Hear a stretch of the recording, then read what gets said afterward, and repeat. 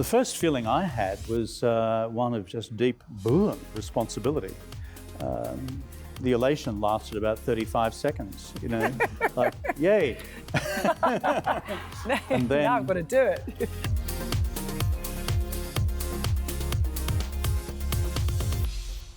So it was a great sense of responsibility, as you do feel if you're elected to high office, because suddenly the hopes and aspirations of an entire nation rest on your shoulders. In fact, it's a very frightening thing, because what you decide matters. It affects people's lives the next day. It's not a game, it's not a theory, it's not a plaything. You change people's opportunities in a big way through what you decide. So for me, it was a sobering experience. So what skills then do you call upon to have to withhold that kind of pressure and responsibility? As you say, you're changing people's lives. First and foremost is a sense of humour. You don't have a sense of humour in political life, you die. Seriously. There's just too much going on which you can't control. And I think the second thing is, when you're looking at proposals for change in a country, be very sober about it. You don't just assume that change for its own sake is good. You've got to look at careful proposals for change, whether it's on the economy, on education or the environment, and then act. Another pivotal moment, of course, in your premiership was financial crisis, 2007, 2008.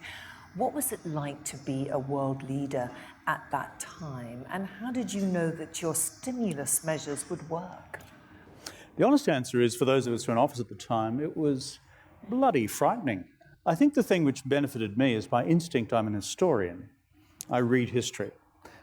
I knew enough about the history of the 20s and the 30s, and of the history of recent recessions in the global economy in the early 80s and the early 90s, to know not just what to look for, but what measures not to adopt in response to it.